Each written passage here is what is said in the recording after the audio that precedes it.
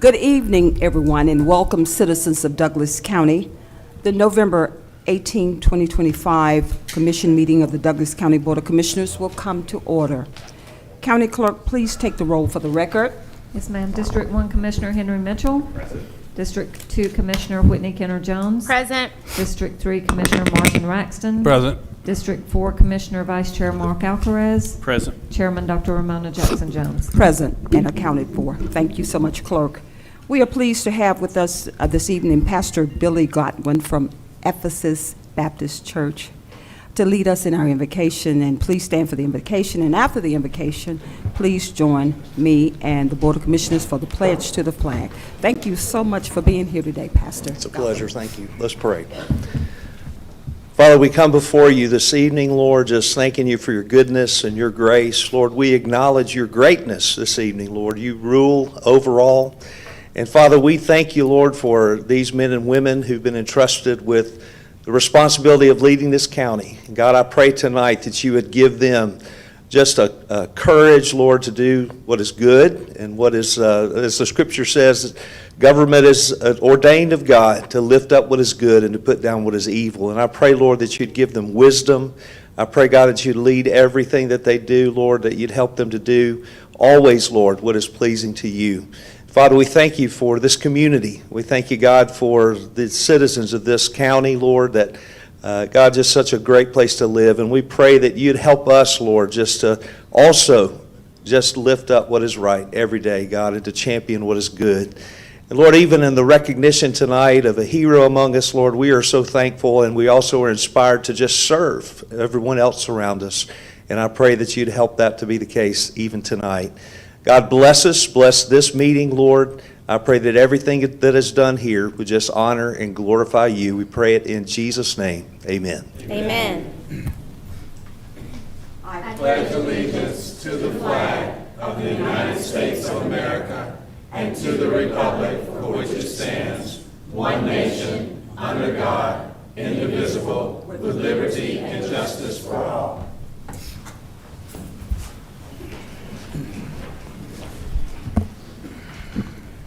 Once again, thank you and welcome to all our citizens of Douglas County. I'm going to shift the agenda just a little bit and yield the floor to the Vice Chair for a moment. Yeah, tonight we have some of our fantastic firemen from our Douglas County Fire Department here, and they're on duty, so we're going to amend the agenda so that we can get them back to work. But I'm going to ask communications, if you will, if you'll go ahead and roll the video, and it's going to understand exactly why we have these great firemen here tonight.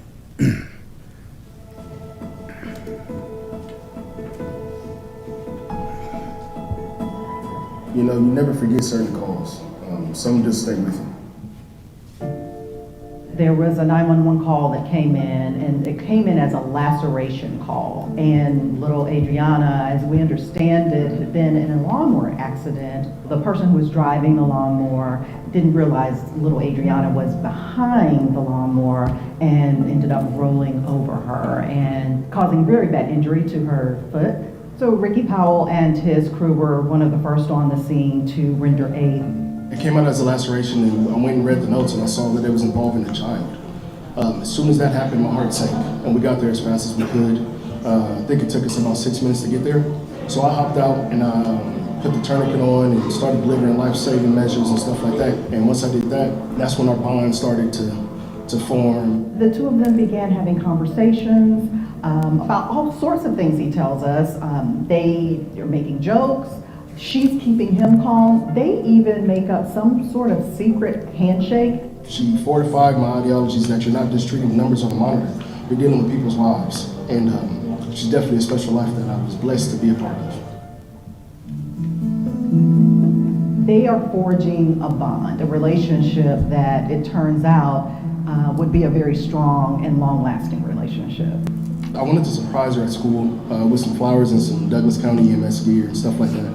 And the reason I wanted to do that is because I wanted her to remember that she always has me behind her back, helping her in any situation she might ever find herself in. She has a forever big brother in me. He's thinking, I just want to let her know that she was important to me, that I cared about her, that this went beyond just, a medical emergency and just some person. You know, this was a real person with a real injury, with a real impact to his life.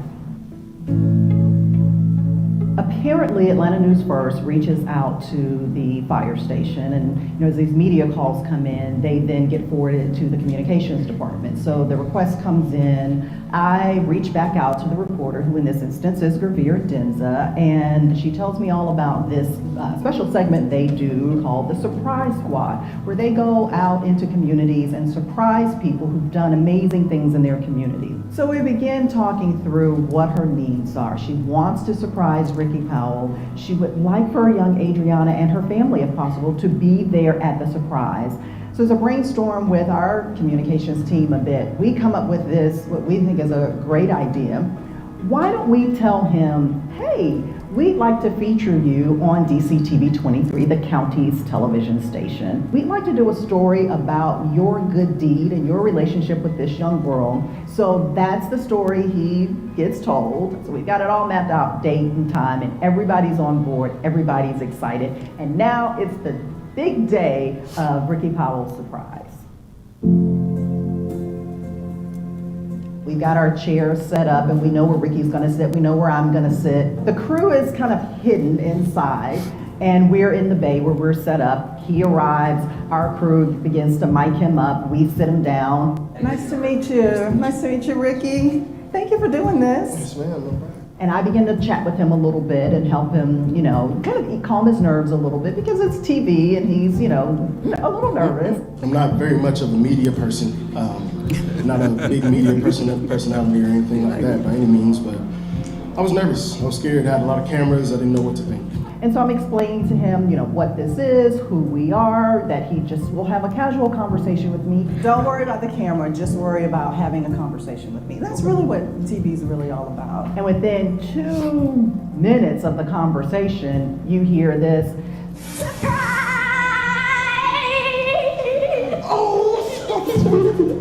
Oh my God, what are you doing? What? It's so good to see you. What's up, sweetheart? What is that? What's that right I there? made it for you this morning. Thank you so much. Oh, it's so good to see you. I didn't know you guys were here. You guys gonna make me cry now.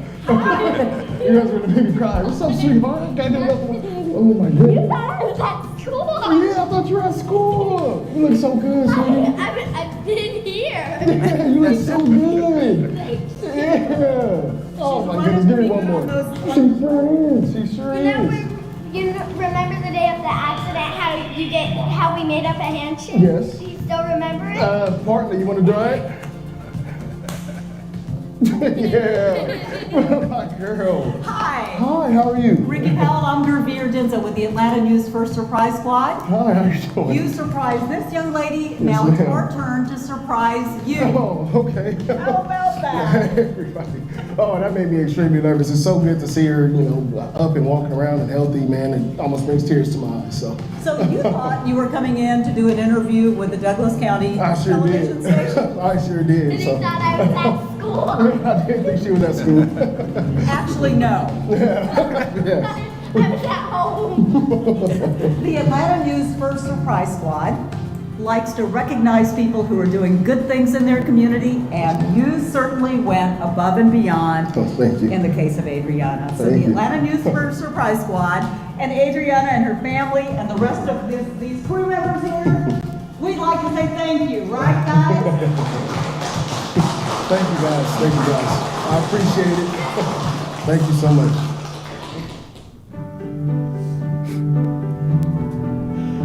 Today we just came here. I hid behind that door, and he thought I was at school, and I came running to him. I thought that I just warmed him with love and courage. It was the most beautiful thing I've ever seen. Seeing her run, seeing her being able to be a kid. I'm not gonna cry, but some of that stuff is it's truly a blessing from God. This what surely is the best day of my life, and I would never forget it again. The gifts are amazing. The gift card is amazing. My favorite gift of all, though, is the note Adriana gave me. That is the most beautiful thing I've ever seen. Like, I'm not gonna cry on camera, but that's my favorite gift of all. I've always wanted to be a help to those around me. I've always wanted to be of service. Mark 10:45 in the Bible says that even the Son of Man didn't come to be served, but to serve, so that he could give his life for the ransom of many. And I try to live by that. I'm not the perfect man, but it feels really good to get this win. I'm sorry, I'm trying not to cry as best I can. It feels really good to get this win. Yay. Absolutely.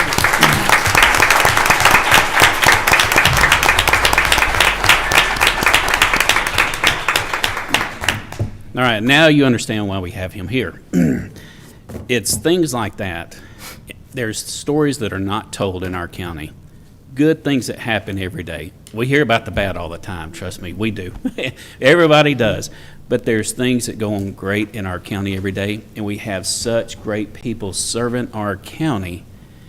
And so I wanted to take time. I know we're not, Atlanta's First News or anything, but I wanted to tell you thank you. Thank you for serving and picking this county. It takes a special person to go above and beyond and to go to her school, because that day I'm sure was quite chaotic. As you can tell from the damage, she was life flighted. Am I correct? She was life flighted. But for you to keep her in such a calm manner during that time I was very impressed. And it wasn't just you, it was the crew that was also with you. Lieutenant Thomas McClarty, they're not here. I believe they got a call. They were supposed to be here tonight. Warren Manis, Nathan James, and Lieutenant Tony Daniel. They were all there working that scene, keeping that young lady. Not only he was keeping her calm, but they were also preparing and directing life flight, because that takes a procedure. Load them up, getting them there real quick when the helicopter lands, and getting her off safely to Choa. But I just wanted to say thank you. Thank you. And also more impressive, and I'm not trying to push my beliefs on anybody, but also was impressive is what you said in the end. That tells me a lot about who you are. And I just want to say thank you. So on behalf of the Douglas County Board of Commissioners, we got a certificate of recognition that we want to give not only you but also your crew. But I'm going to pause for a moment and see if any of my fellow commissioners wish to say anything. Okay. Thank you so much, Vice Chair. Certainly this is an amazing day that the Lord has made for us to celebrate you and your greatness and just being available there to the baby girl, who I could tell was excited when she saw you the day after, when she came to the fire station. I know you were surprised as well. So you have not only been a joy to someone's life, but you've changed someone's life. Mm-hmm. A baby girl that will always remember you for being there in her moment of distress. So we thank you and the entire crew. Certainly I don't have all the names before me, for your hard work and your dedication to the citizens of this county, and I know beyond, because you have citizens that come through the county that are not citizens of the county, but you still respond.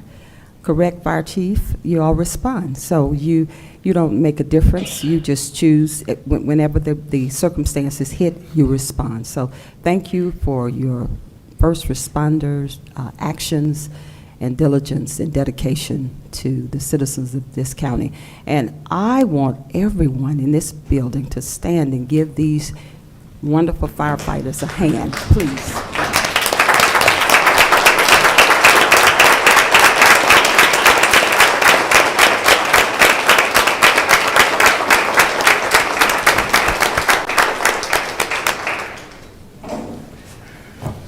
I yield the floor to District 1 Commissioner Henry Mitchell III. I mean, there's not much to say outside of just, you can tell by the things people do, and you can tell their heart by the things that comes out of their mouth. And it's true that you guys really do this because you're called to do this. And it's one of those callings that requires a special gift, and that what we see in you when you're serving the citizens of Douglas County.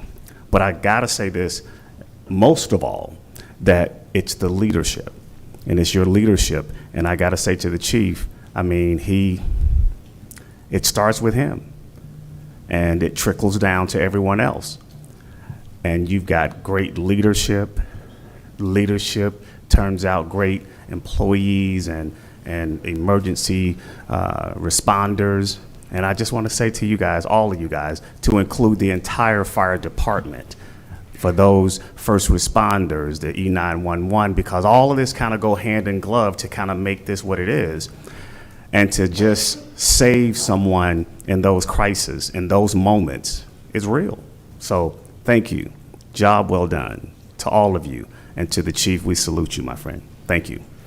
I yield back. Thank you so much, Commissioner Mitchell. District 2 Commissioner Whitney Kenner-Jones, you have the floor. I'm just going to say thank you, because I think everybody has learned by now I have a soft spot for kids, and I have cried enough for the year. So thank you for everything that you do. We are so grateful, and I do appreciate that you do it with a servant's heart. That's exactly our expectation for first responders. So thank you. Thank you so much, Commissioner Kenner-Jones. District 3 Commissioner Martin Raxton, you have the floor. All right, thank you. And what a wonderful day, and what a wonderful way to start this meeting. Something very uplifting, something that's inspirational, not only for the fire department and for the residents, but also for us here in this room. So I want to thank you. I want to thank our communications department and all those that had a hand in documenting this very historic and heroic occasion. We thank you for your service and your leadership and your commitment to excellence, and continue to be Christ-filled and Christ-centered, because others will see that and continue to resonate, and you never know what the impact you have served for that family and other generations to come. So thank you, and we salute you. Madam Chair, I yield the floor back to you. All right, well, thank you. If I may, I would like to present him with Okay. this certificate. You want Yes, I would like for y'all to come take a picture, photograph as please. well? Okay. Board of Commissioners, we're going to step down and grace this photograph. Hopefully we don't mess it up, but we kind of come down and take a photograph with you all. Thank you so much. And thank you for enhancing the lives of others. You ready, Chief? You and the team? Let's go.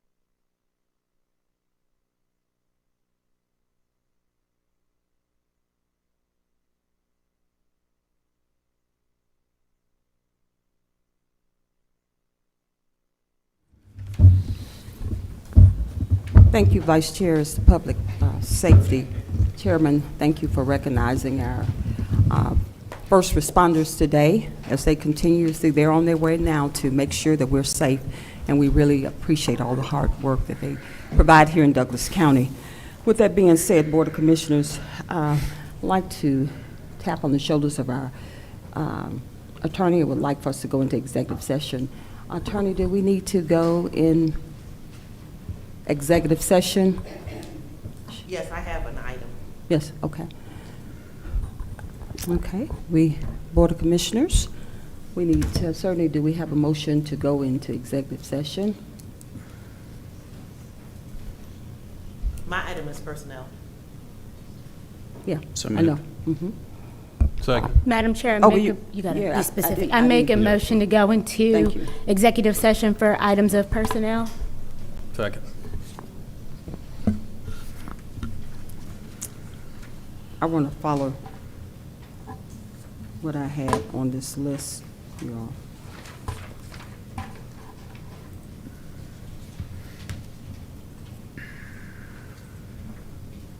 I want to make sure I captured everything.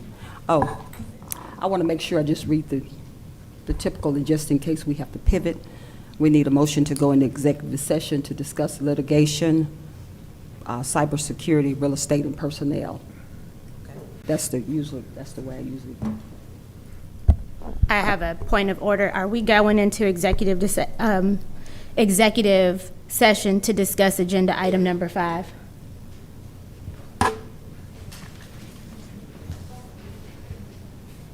I'm not sure if that's directed toward me, but my item, as I stated, It's personnel. is personnel.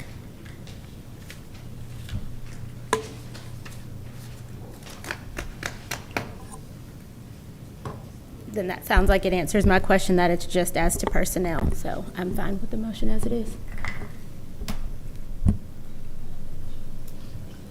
Do we have a second? Yes, already been second. I think we've already electronic voted. Madam Chair, are you seeking a new motion? I'm not sure what the procedure is now. We got a motion on the floor. I believe it's been seconded. Madam do. Chair, then. We do, but I was trying to clarify whether it was just personnel. Typically, I read all 4 without That any is questions customary. asked. Yeah. But I will leave it to whatever commissioner seeks to make a motion for the purposes of any of the 4 or all of the 4 of the executive session reasons. Okay. So right now, we just have personnel. I don't know, I guess we're kind of confused. Are you trying to make us an alternate motion, I guess, or something? I'm not. It's just personnel. You read it all off in Madam, My in, motion was for personnel. She said hers Yeah. is personnel. Yeah, I read personnel, all, and I it was read all of them, seconded. but she said just personnel Yeah, only. and we did the electronic voting, I made a motion for all of them. Okay. but it was after the motion for personnel. That's what you want. He wants all, so let me back up. Let me start from the beginning. Okay. Do we have a motion to go into executive session for, again, personnel, litigation, cybersecurity, and real estate? Do we have a motion? Let me read again. Do we have a motion to go into executive session to discuss litigation, cybersecurity, real estate, and personnel? Do we have a motion? Is that your motion? That's what you're saying? Yes. Okay, so I'll second. Yes. Okay. We have a motion and a second. I have discussion. Okay. If the issue is agenda item number 5, then I think that that needs to be discussed in public. This has been a very public matter with people from both sides of the aisle discussing this, and quite frankly, I feel like executive session is being used to try to legitimize this being added back to the agenda after 3 commissioners discussed this agenda item improperly and had a quorum, and I don't think that it is appropriate to use executive session to try to legitimize otherwise inappropriate actions.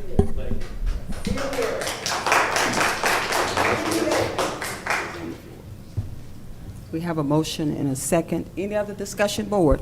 We have a motion and a second. All in favor, please cast your vote. Do they do it electronically? Well, please cast your votes. It doesn't matter if you, just please cast your votes. Motion carries 5-0. Okay. Where are we going? All right, citizens, please, we would like to take a pause for the calls, and certainly we will be going into executive session, and we will return momentarily, so just bear with us. Okay, thank you.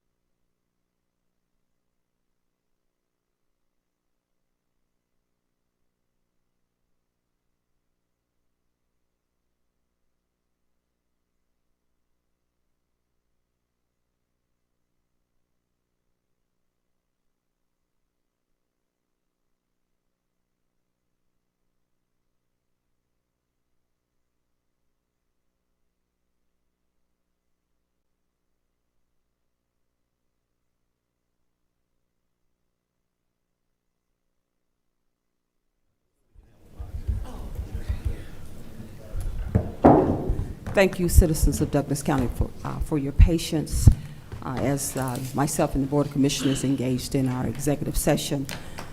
With that being said, Board of Commissioners, do we have a motion to come out of executive session? So moved. Second. We have a motion and a second. Any discussion, Board? We have a motion and a second. Please prepare to cast your votes.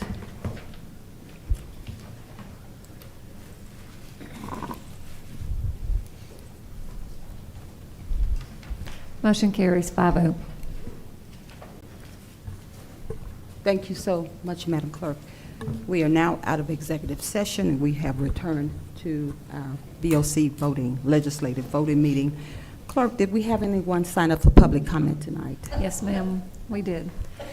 Before I start calling everyone, I'll just remind you, you have 3 minutes to address the board. Once your 3 minutes are up, and when you hear the buzzer, please wrap up your comments. And when you reach the podium, please restate your name and address and subject matter. So our first speaker is John Johnson.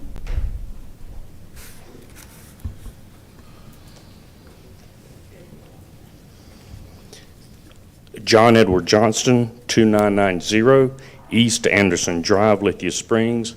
I would like to provide a few comments on the museum lease issue.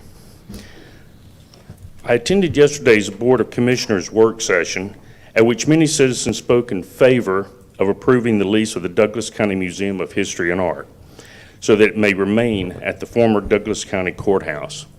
I, too, spoke in favor of approving the lease. I want to thank the Board of Commissioners for reconsidering this issue and for voting to approve the lease.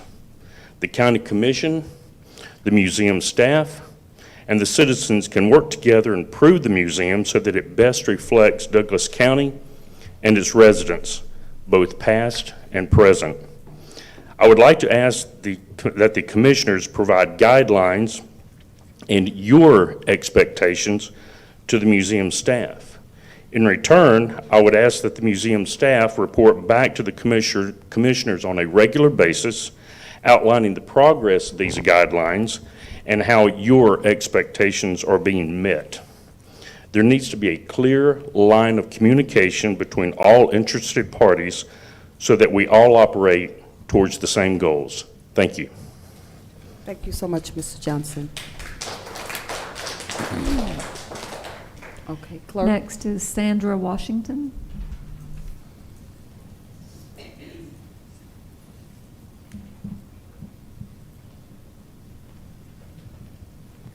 Hello, Ms. Washington. Good morning, or good evening, sorry, Commissioners.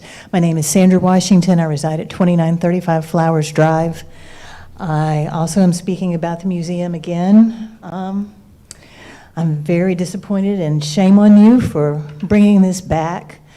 You've lawfully voted on this in October, and I think it's one way or the other. You're either stringing the people along to keep this museum with the idea behind that any extra time is to give them a chance to move, and they're wanting to stay.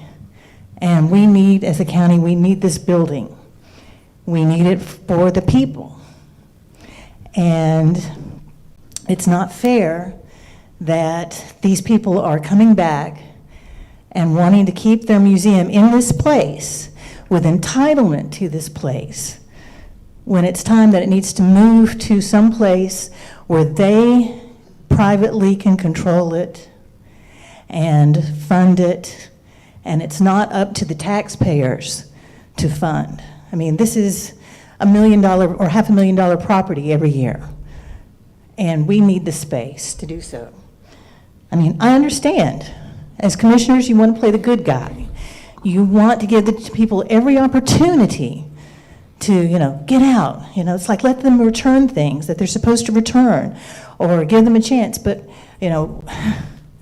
they can also move things into storage like anybody else who has to move something from their home if they don't have the space for it. And they could return that from that storage so with a lot less expense. And in terms of the museum, we talk about, well, it's only suited for this museum. And I heard, oh, there's plugs, to turn it back into an office building, it would need more plugs, it would need all of this stuff. And I'm thinking, well, if you're a museum, you need museum lights, you need plugs, you need museum windows, all of these ratings for things. You need climate control. And this is not something this has. This is an office building with issues. And this time that the museum moves on and that we follow what you voted for already in October to end the lease. And they need to make plans to move. Thank you very much. Thank you so much, Ms. Washington. Clerk, Madam Clerk, who do we have next? Next is Amy McCoy.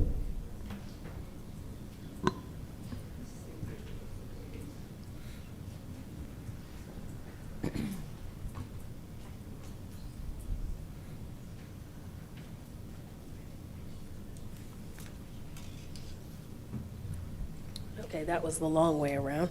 Sorry about that. Good evening, commissioners and citizens. I want to speak honestly about why Amy McCoy, 9938 Ashton Knoll. Sorry. Okay, thank you. I want to speak honestly about why history matters and why museums must evolve if they're going to serve an entire community. This conversation is not about politics or erasing anyone's heritage, as I've heard. This is about accuracy and inclusion and fiscal responsibility. A museum is supposed to tell our full story, and if this museum was intended to be about history, we all must admit that for the last 27 years, it has missed the mark. If it's meant to be an art museum, then we need to talk about why we're paying double efforts and also contributing to the Cultural Arts Center. The Douglas County Museum of History and Art cannot be everything and still fail to be relevant. I've heard people say Democrats just want to erase our history. And I've read others say that black people are just the ones that are mad. But this is not what this is. And I want to address something I watched online.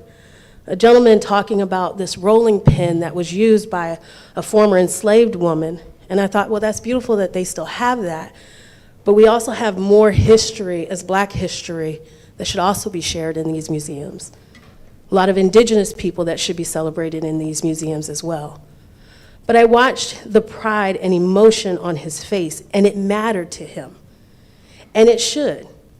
But again, other stories deserve space, respect, and visibility as well.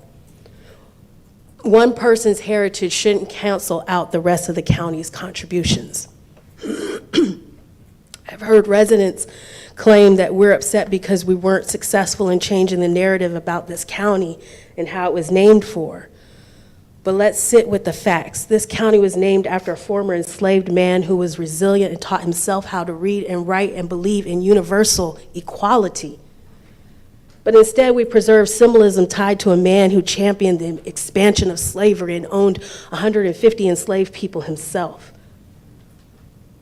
And on top of that, he had to manage the estate because women couldn't even own their own property back then. So when we start talking about heritage, who are we really protecting? When I hear some people fight this hard to preserve selective exhibits, what I hear is that attachments to value that do not represent who Douglas County really is today. And let me be clear, the museum wasn't welcoming of everyone. I went there multiple times to even try to get temporary exhibits put there. And what I felt was very unwelcoming.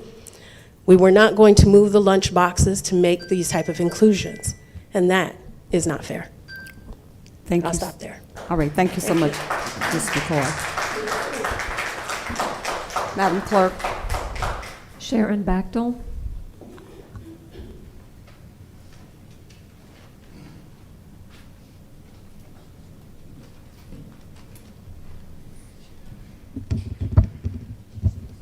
Good evening, Ms. Batchel. Sharon Bachtel, 6331 South Skyline Drive, and I want to talk about the budget. Thank you for allowing me to speak. In 2009, we had the 500-year flood. Half of my road fell into the Bear Creek. The DOT was able to fix our road quickly because we had money in our reserves to do the repairing until federal funds came in. 10 years later, in 2020, during COVID, this county ran out of money. The reserves were spent. There was no money to give the health department to buy supplies and equipment. We had to rely on Cobb County for the extra money needed. Our county employees were furloughed, including firemen and sheriff deputies, which put our safety at risk. Our taxes were then raised 27%. During the millage rate hearings, we were told you needed more money in the reserves and you were going to raise taxes 30%. Now you are saying you're taking $23 million from the reserves to balance your budget. My question is, how much will be left in the reserves? ACCG says counties should keep 3 months of expenses in the reserves for emergencies. Will there be $40 million unencumbered dollars in the reserves? During the millage rate hearings, the citizens asked you to cut back. A commissioner stated that the departments were told to cut back. When I looked at this budget, only 4 departments had cut out anything. Even the commission budget increased 20%. I have seen a lot of wasteful spending looking at the P-card statements. In the last 11 months, the department spent over $101,000 on food and parties. That does not include the Sam's Club and Walmart expenses, so that number is probably double. Tax dollars are not supposed to be spent on food. They are for roads, parks, and salaries, and especially salaries for the public safety. At the last meeting, you gave $55,000 to the food pantry for 24,000 SNAP recipients, but you spent twice as much on yourselves. I've also been looking at some of the line item budgets. It's amazing the benefits cost more than salaries.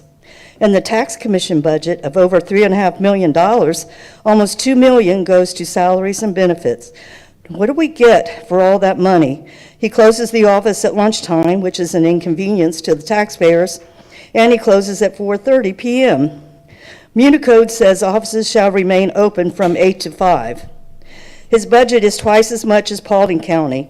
The coroner does not need a $500,000 budget. The Paulding County coroner gets less than $200,000. Almost $85 million of our tax dollars goes to salaries and benefits. We need a hiring freeze on all full-time employees except for public safety who are shorthanded. At the town hall, Madam Chair said that public safety is prioritized by the citizens. Ms. Batchel. Okay, I'll finish up. Okay, please wrap up. This budget needs to do a do-over. All departments should have funds cut. Their budgets have been padded since you raised our taxes in 2021. If you spend the reserve money, are you violating your resolution not to spend more than the previous year's revenues? If you spend all of the money from the reserves, Ms. will that be Batchel. your excuse to raise our Ms. taxes Ms. next Batchel. year? Ms. Batchel. Vote no on this budget. Thank you. Thank you, Ms. Batchel.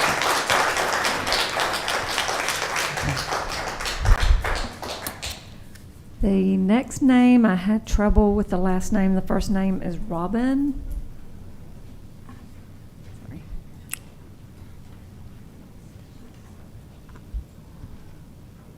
Zonica. Robin Zuniga Zuniga. Ortega, Yeah, okay. 6703 Live Oak Lane, Douglasville. Mhm. Okay, you've heard, I'm here to talk also about the museum lease.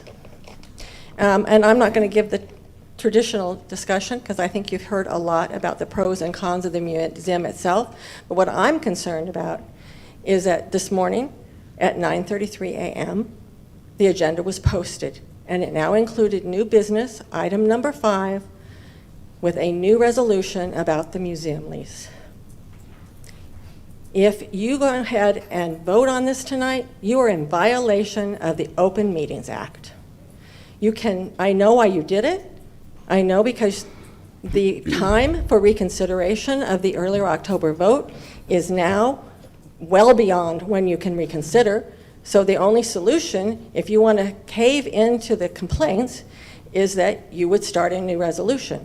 But under the Open Meetings Act, you have to allow 7 days for public comment, and it has to be published, and you have to accept public comment for at least 7 days before you consider it. So putting it on the agenda tonight was disingenuous. It shouldn't be on the agenda because it's in violation, and if you do vote on it tonight, it would be non-binding. Also, we keep hearing, and I can't say that if it's true or not, but everybody's talking about the fact that there has been a lot of ex parte conversation about this issue. And that also is in clear violation of the Open Meetings Act. What I don't understand is why you would let yourself be bullied into participating in actions that not only could get you in trouble, could actually get you in legal jeopardy. So why would you do that? In October, you made a decision. You voted on it. You discussed it. And it was a courageous decision. You must know not everybody's going to agree with you. Of course they're not. You're going to get pushback on almost every decision you make. And if you're going to be responsible about the budget, of course you're going to have to make cuts that not everybody's going to like. But the decision in October was courageous. It showed leadership. It showed fiscal responsibility. Don't let yourself be bullied into backing up on yourself and tripping over yourself. Stand up to your decision. And let's move on. We have a lot of other things to do in this county. And there are a lot of people that have great ideas for county museums. Down the road, maybe we can consider some of those things. But right now, we need to move on. Thank you. All right. Thank you so much. Tony Montcalm.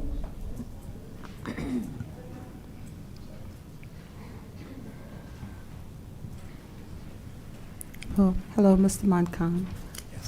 Tony Montcalm, 6790 John West Road in Winston.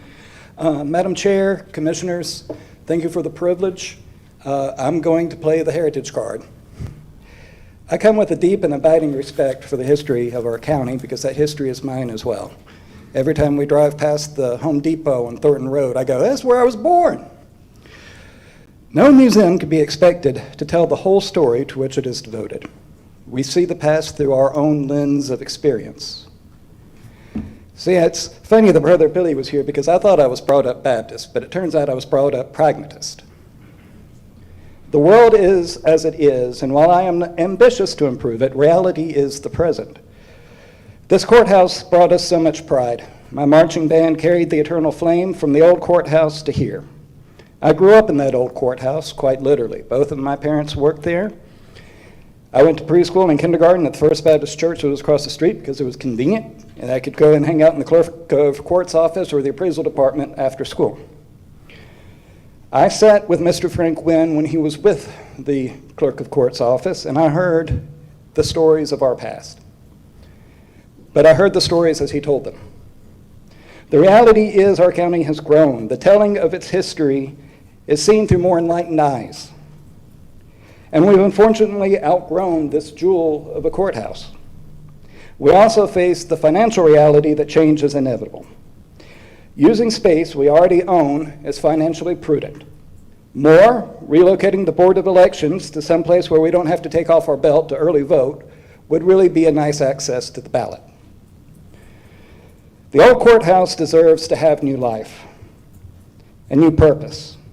And should we endeavor to showcase our history, let's strive to make it inclusive, from the Indian Trails to I-20 and beyond.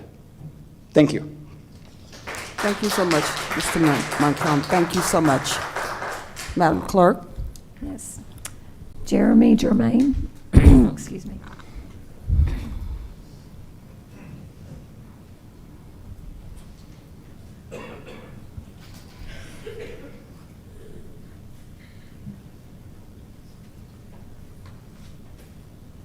Commissioners, constituents. Jeremy Germain, 4076 South Shelby Lane. My name is Jeremy Germain, of course. I'm here today to address the recent discourse surrounding the future of our community and the local museum. The recent community meeting revealed two extremes: the deep passion and commitment residents have for this county, but also a troubling undercurrent of ignorance and exclusion. I want to be clear to all my neighbors: acknowledgement is not replacement. And I'll say it again, te lo repito, acknowledgement is not replacement. Advocating for growth and inclusion of all people does not mean we are trying to erase or diminish any segment of our longstanding community. Please stop trying to keep others out. The comments made that targeted Commissioners Kenneth Jones and Raxton were not political debate. They were unacceptable personal attacks that demonstrate a severe lack of respect. To imply that Commissioner Jones is an outsider because she is from Hawaii, a state of the United States, was deeply hateful. To dismiss Commissioner Raxton based on his origins in Cleveland, the home of a major American museum, is equally irrelevant and divisive. And I won't even touch on that person who used the phrase Negro jerking yesterday, which no sheriffs were called in to usher her out. Many in this room speak of religious faith. As a Buddhist, I see those comments as a profound failure of compassion and a contradiction of any spiritual teaching. This board and this county have a decision to make about the soul of our community. If a local institution is going to be defended through ignorance and used as a shield for exclusionary rhetoric, then I believe it serves no purpose to the whole of Douglas County, and it should be closed. However, if we want this institution to remain, that hate must stop now. We must move forward and focus on the people who are ready to see Douglas County thrive, grow, and become a genuinely welcoming place for all of its residents. I have already spoken with some about how to make the museum more profitable and inviting. I urge the board, especially Commissioner Alcaraz, to condemn this rhetoric and focus on inclusive development. Lastly, on February 1st, 2022, the Board of Commissioners named February 12th, which is my birthday, Frederick Douglass Day. This coming year, I hope you actually honor him. Thank you for your time and attention to this critical matter. Thank you. Thank you. Thank you. Thank you so much, Jeremy. Marjorie Stansel.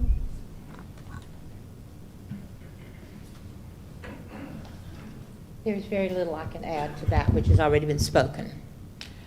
I am obviously in favor of keeping the museum open. The museum does not have to stay the way it is. I am definitely in favor of creating some sort of timeline for the museum, some sort of timeline for the history of our county, going back beyond when we were created. I would love to start with the Native Americans and go on to the early pioneers who settled our area and come forward to this century and create some sort of timeline that benefits all the people. I'm in favor of that. I have no enemies. I love all of you equally, even if you're from Cleveland. And you know I'm joking when I say that. But I also would like to speak to one other thing on the budget, a couple of things on the budget actually. Is the line item called courthouse maintenance that increased 109%. What are we doing to the courthouse? Does that include retrofitting the old courthouse? Where are the funds in this budget for that purpose? And I'd also like to speak to something that's close to my heart, the cooperative extension services. Many of you know Kevin Livingston, who's been in that position for a long period of time. Kevin actually has done his job very well, dealing with providing master gardener services, creating master naturalist programs, dealing with the community, visiting nursing homes, visiting senior citizens centers, and providing services throughout the county. He's done all of that with having to train new staff and while suffering from myasthenia gravis. So to cut his budget, and that's the only thing on the page where the budget is cut, that seems cruel. I urge you to rethink that and give Kevin back a little bit of money so he can buy cups and toilet paper for the bathroom, because he spends a lot of his own money for that now. Thank you very much. Thank you. Thank you so much, Ms. Stansel. Who's next, Lisa? Susan Bowie. Sorry.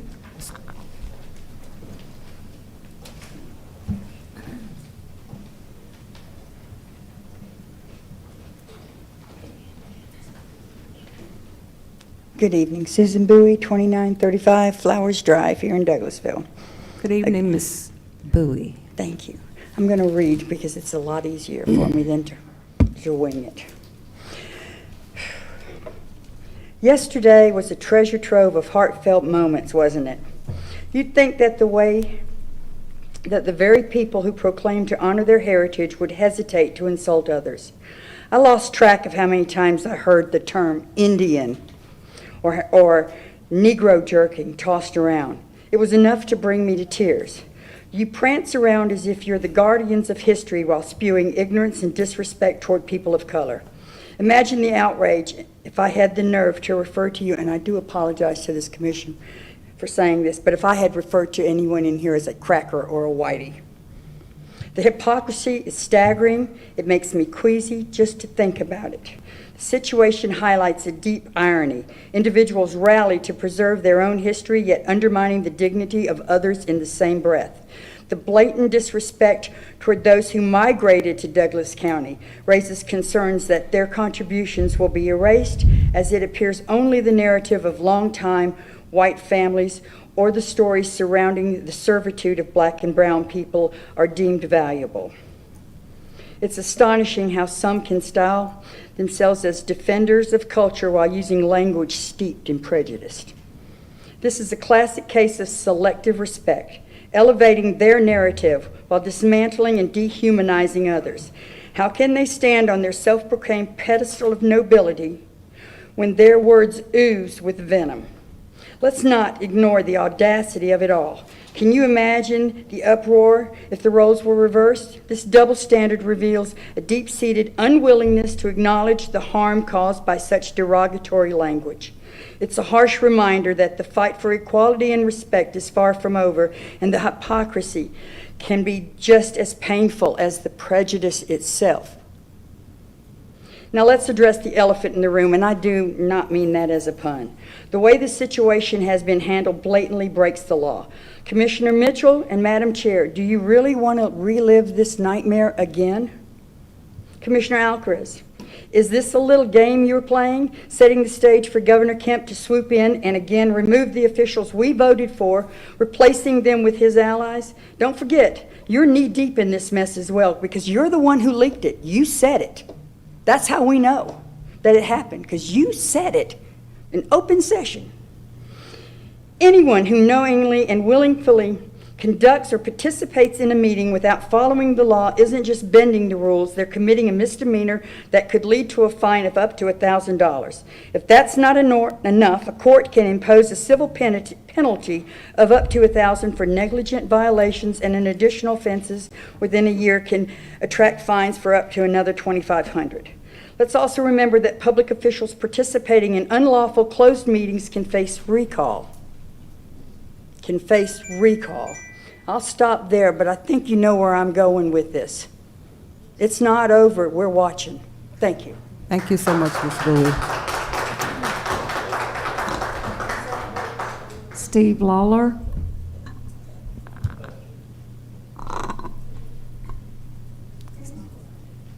Mr. Steve Okay. Lawler, are you here? We'll move to the next person. Okay. Julie Clark.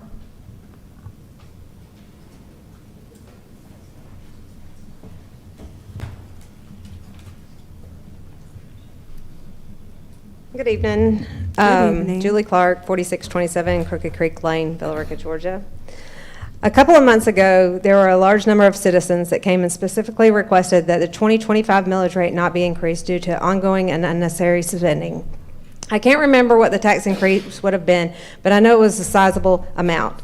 Now, instead of maintaining a tight ship and watching spending, your 2025 general fund budget went from $130 million, then amended to $138 million, and no telling what it will be by the year end, since in every meeting you vote and allocate more of fund balance. Now, instead of cutting areas to offset the additional reoccurring expenses, an additional $22 million increase has been presented for the 2026 general fund budget. Instead of maintaining or reducing the 26 budget, you're now considering increasing it, which would require a larger millage rate hike to support a higher reoccurring budget. This administration has already used ARPA funding and federal grant funds to pay for newly created reoccurring expenses, and now they're using $18 million of fund balance reserves that will also have to be eventually covered through tax revenue. Please remember that there are other funds, not just general fund. If those funds cannot sustain themselves, the funding has to come out of general fund, which currently you're voting to decrease the transfer out? Why is the BOC not looking at actual expenses to date and then decide whether a department needs an increase to their budget? There's a report you can look at that will show you this information. For example, Human Resources actual as of November 4th was $760,000, and administration has their 26 budget at $1.25 million. This is not the only department that needs to be looked at in the general government. What is the anticipated tax collection for 25, and out of those, how much is the county portion? Public Works. Dominic O'Shea mentions that Connect Douglas stated the auditors did not think it needed to be in an enterprise. So now the 3.7 increase in Public Works is due to Connect Douglas being moved from the enterprise fund to general fund. So when did the Board of Commission officially adopt the decision to move Connect out of general fund in the first place to the enterprise? Who made that decision? Why is this change only now being noted, given that the past ACFRs already reflect its return to the general fund? The PAXIs, proposed addition to core for $10 million. Do we actually need every one of those? Can some of the capital items be purchased from SPLOST funds instead of reserves? The $515,000 allocated to community outreach. Who is receiving those funds? Is this a new department? Because I had looked back and I don't see any expenses ever being deducted in the past for this. Hotel motel, who's currently receiving those and how are those being funded? Fiscal fund balance policy. The current fiscal fund balance only provides percentages through 2025. Will this policy be updated to reflect 2026 and future years? Fund balance. What is the current actual fund balance as of today, restricted and unrestricted, especially since you're voting to decrease it by $18 million? Thank you so much, Ms. Clark. Thank you. Linda Cripe.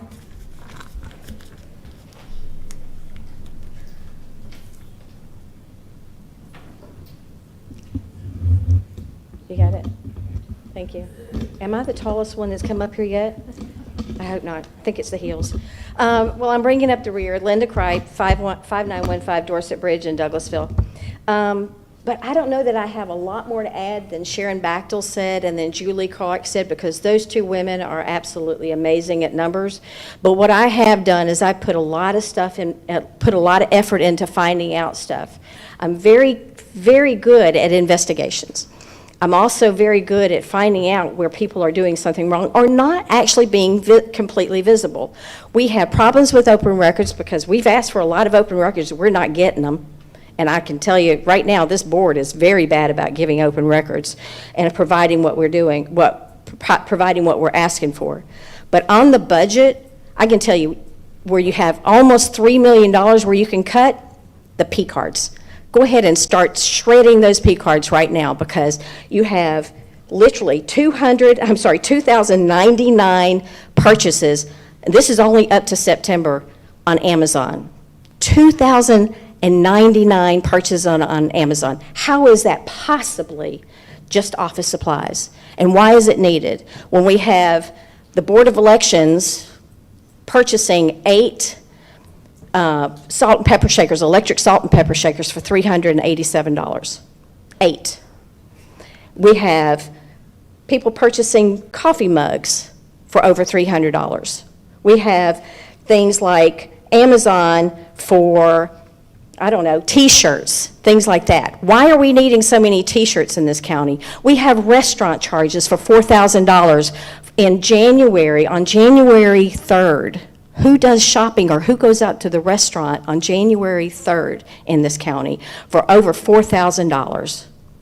So we have a lot of spending that we need to be curbing. We have $27,000 in table linens for the election department. Who does that? We have too many purchases that cannot be accounted for, and we're not getting our open records request open records actually answered. We're getting sat on and sat on. We stood here, hundreds of us speaking on August 19th when we were talking about raising taxes. Hundreds of us, and you all voted not to raise the taxes. But yet, we're now seeing that there's a $23, $22, $20, $30 million increase that's going to happen next year on the budget. Where are you going to get it from if it's not coming from the taxpayers? Well, we're done with it. And if everybody doesn't start pinching pennies and cutting out some of the spending, we will be doing recalls and we will be voting people out.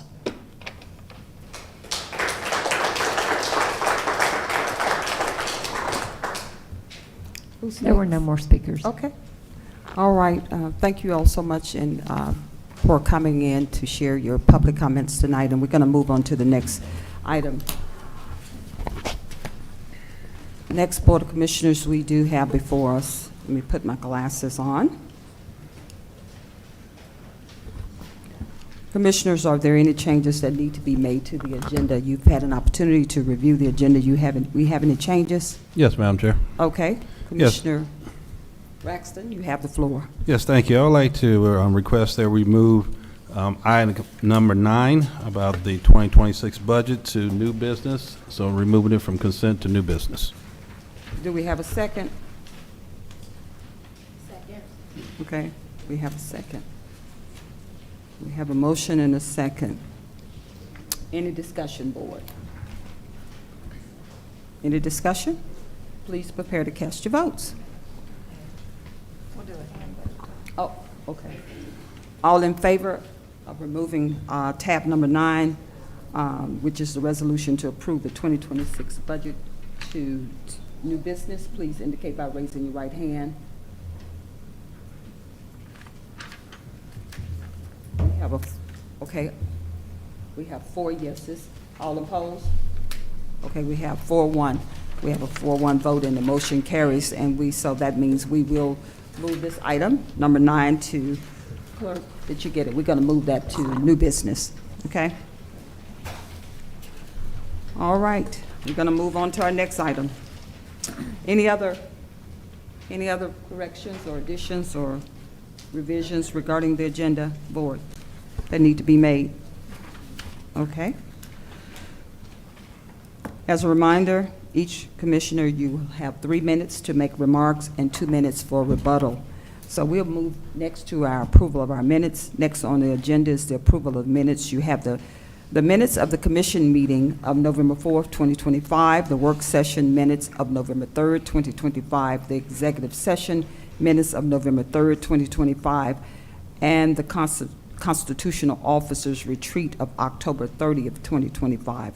Do we have a motion to approve, board? So moved. Second. We have a motion and a second. Any discussion? We have a motion and a second. Please prepare to cast your electronic votes.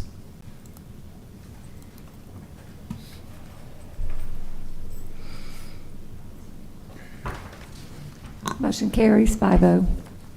Okay. Next, we move to our new business items. I will defer to our clerk. Madam Clerk, you have the floor. Okay. Number 5 is approval of a new lease for the Douglas County Museum effective January 1st, 2026, to be on a month-to-month basis, and authorize the chairman to sign all related documents pending final legal review. Okay. Do we have a motion? So moved. Okay. Do we have a second? Second. We have a motion and a second. Any discussion, board? Yes. Commissioner Braxton, you have the floor. All right, so just point of clarification, and this is for our attorney. So my understanding that yesterday's was a presentation and not a call. It was simply to receive information to the board and not for the board to be required to act, discuss, or deliberate. Is that correct? Yes, yesterday's agenda was a presentation by for the museum issue. Okay. So, and then after we voted in October for this particular item, for the lease, it's my understanding that because we did not discuss it or bring it back at the next meeting, that this is not subject for reconsideration. Is that a correct interpretation based on Robert's Rules of Order?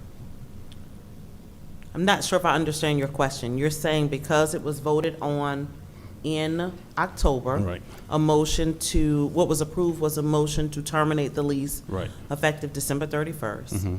Okay. And the second part of your question is, based on Robert's Rules of Order, should it have come back? At the next session, at the very next Board of Commissioners meeting versus now here we are at the last meeting in November. I will tell you shortly. Okay. Okay. She's looking the information up. Any other discussion? Yeah. Board? Yeah, it's just more of a comment, because Okay. there was You want me leading to give us that time is to that. look it up, or you just want to wait? We'll wait before you. Well, I was just going to say that, again, just looking at it, the window for reconsideration, based on my interpretation, Robert's Rules of Order has closed. So just wanted to confirm that. Okay, I'll wait until the response come forth, but I want to remind you, this came on the agenda without it being on the work session initially in October, if my memory serves me correctly. So I believe we got a double-edged conversation here today. So it was put on in October, was not made public, and it was placed on the work session of the voting, the legislative voting agenda, which was, it never appeared on the work session in October. So it sounds like we are in the same place. If you could help us, Attorney, I would appreciate it. Certainly. What I found on motions to reconsider under Robert's Rules is the following. A motion to reconsider is one way that a governing body may change a motion or decision made. However, it's important to understand the restrictions. The first point to know is that special actions, which they're considering a motion for reconsideration as a special action, are necessary to change an action taken during the same meeting. The orientation is towards making a decision and then moving on. However, if you need to change an action, you can make a motion to reconsider. One good reason to reconsider would be if someone has obtained new information that might change the outcome of a vote. Simply being unhappy with the outcome and hoping for something different is not a reason to move to reconsider, which is why a member must have voted with the prevailing side to move this motion. Let me skip down. The motion to move to reconsider has two parts. First, a member must move to reconsider. If there is a second, the motion is taken up. The seconding can be done by any member regardless of how they voted on the motion to be reconsidered. One thing about this motion is that while it can be made at any time, it can be processed only when no other business is pending. If the body is engaged in other business when the motion is moved, the chair acknowledges the motion. It can then be called up by the chair or any member when no other business is pending. Calling up the motion to reconsider does not require a second. I don't think that applies here. This motion can be debated if the original motion itself was debatable. It takes a majority vote to pass, regardless of the vote required to adopt the motion being reconsidered. If the motion to reconsider passes, then the body takes up the original motion as if it was just before the vote was taken. So you would take up the vote on the original motion if the motion to reconsider passes. It can amend the motion, refer it to committee, or take other action as well as pass it or defeat it. When can you move to reconsider? This is the last section. Robert's Rules of Order says that you move this motion during the same meeting at which the original motion was made. If your meeting is continued or adjourned to a later time, the motion can be made during the adjourned meeting. That's it. Okay, thank you so much. Clerk, are you finished? Okay, so thank you, and I have no further questions. Okay, thank you. Madam Chair, yield the floor back to you. All right, thank you so much, Commissioner Raxton. Commissioner Mitchell, you have the floor. Well, I just would like to add to this particular motion that we move it to committee to have a larger discussion on this particular museum situation with consider the potential, because this will be month to month, and I'm just sharing my side of what this is, as I don't know where you guys are with this.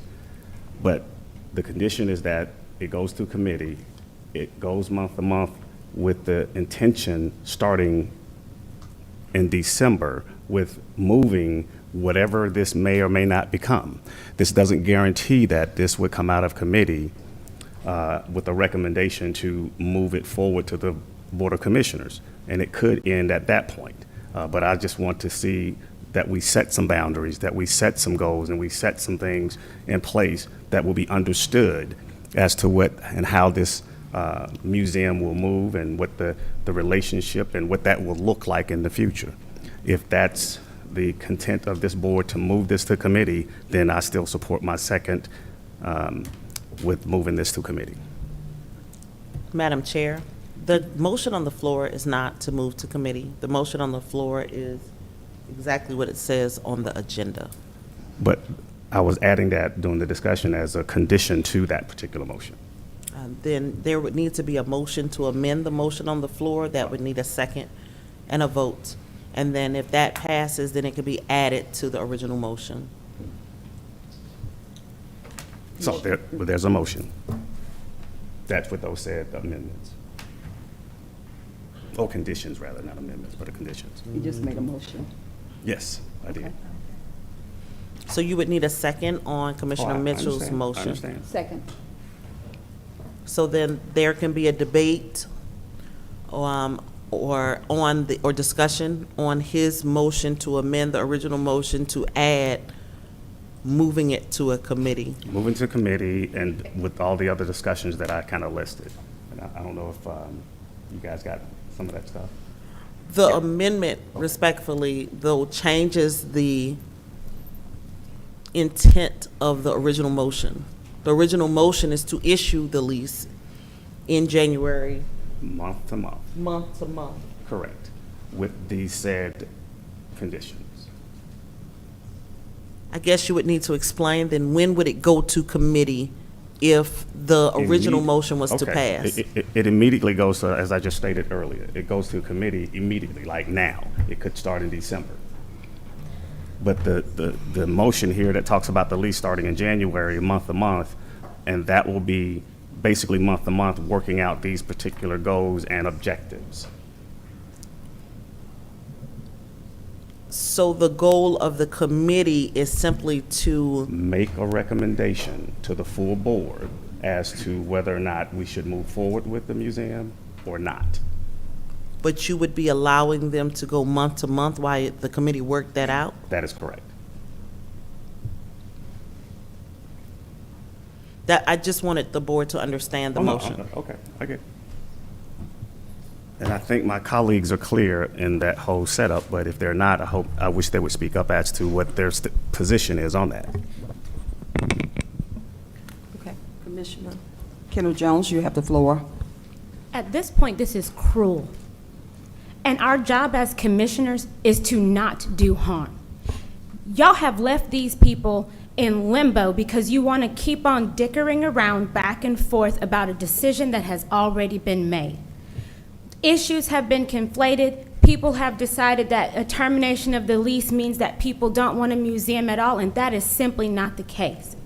But the last 60 days that this has been pending before us has robbed these people of the opportunity to seek further help and assistance from the Cultural Arts Council. They've not gotten any meaningful feedback or direction from the commissioners who keep on bringing this issue back up, parading people around, creating an issue that didn't exist. Ultimately, the museum is a private nonprofit, whether we want to accept that or not.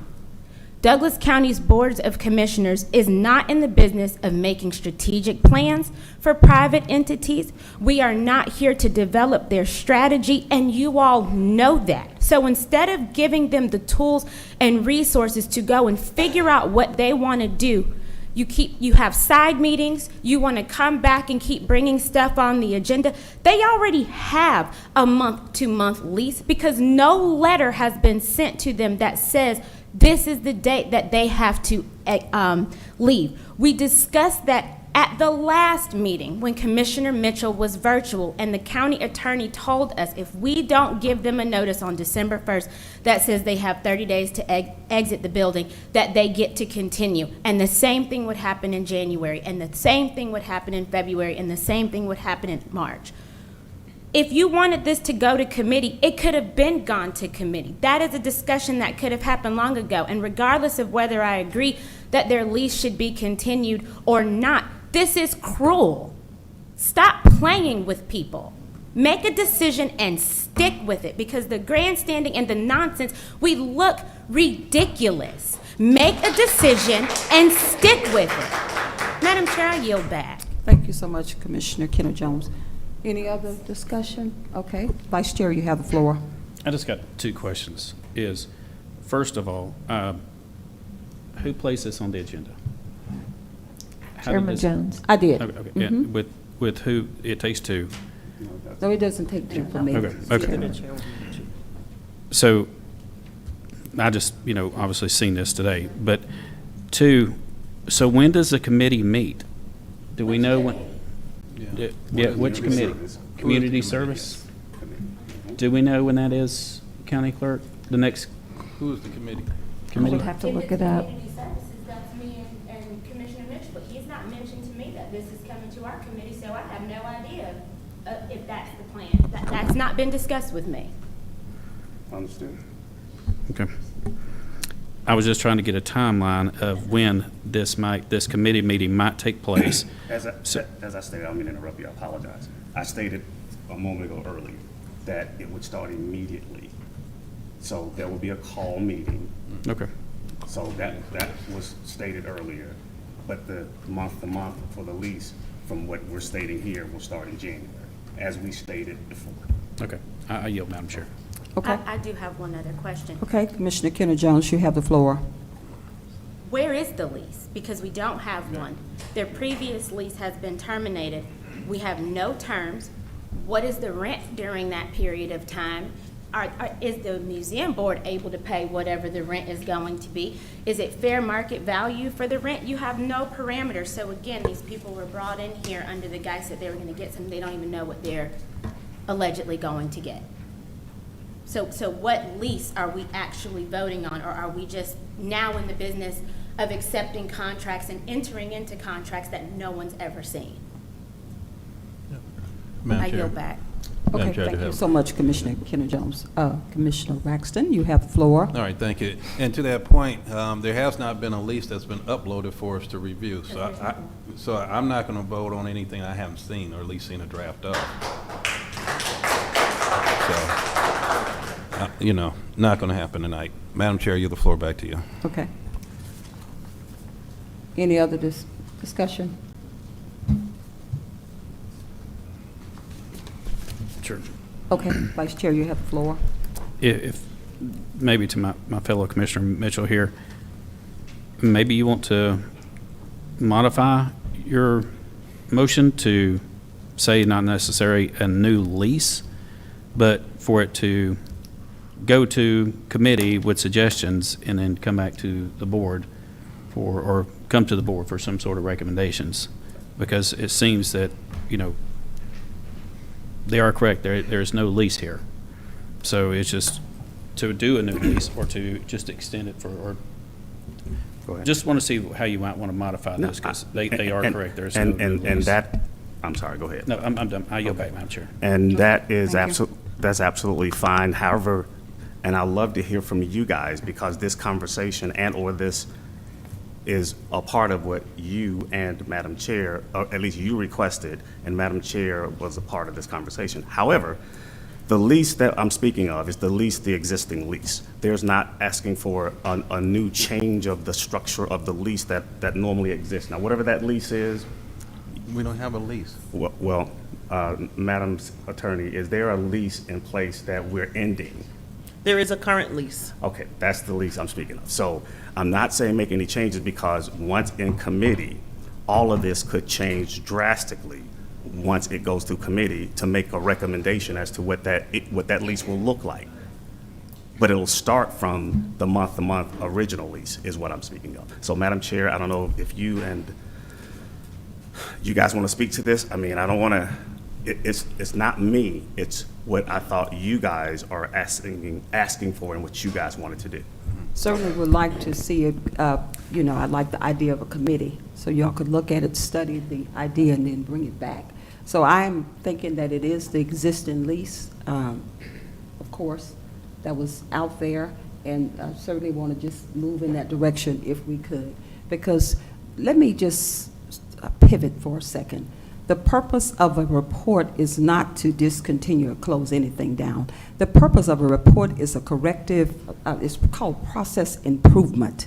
When you go in and you look at something, that's like hospitals. We have reports all the time. Someone come in and conduct an inspection. They don't close us down. They give us an opportunity to make corrections, to address it. And then if we don't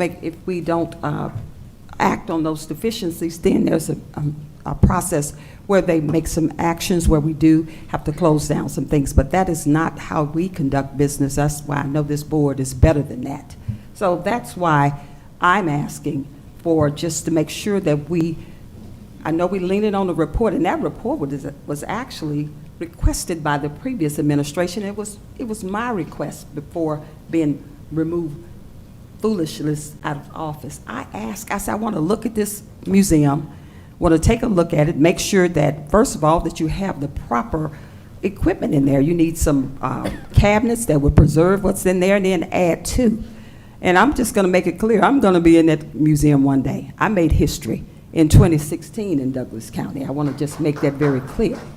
So I don't want to throw the baby out with the bathwater. I said the reason why I requested this report with the previous board is so we could look at it and determine what needs to be done better, how could we correct it, change the game, make it better, and even if the board want to hire our own person to actually be the director of the museum. The report was very clear.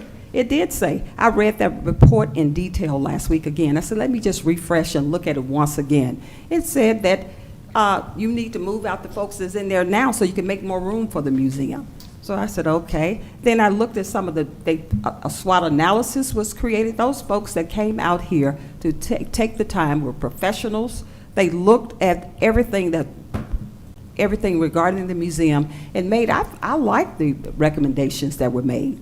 I said they were great recommendations, but when someone make a recommendation, do that means you close it down? I'm stunned. I just want to make sure that we, all of us, it's out of due respect. Do we do the right thing? And that's what I'm saying. The recommendation and my reason for the report was to find out how we could make it better and what we could do better. And if that means everything that's in there need to move out and put something fresh or refresh or whatever we need to do, but in my opinion, you need a museum here in Douglas County. It is the history of the people. It is, as I made it clear in the newspaper a couple of weeks ago, I guess in October after we voted the first time, I said, it is not our museum, it's the people's museum.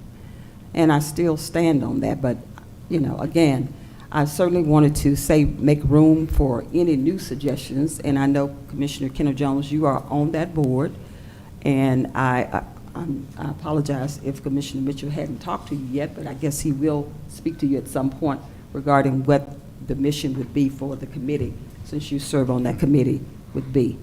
But I'm asking this board to do the right thing. The baby, why throw the baby out with the bathwater? And that's just my opinion. And I yield the floor at this time. Do we have any more remarks?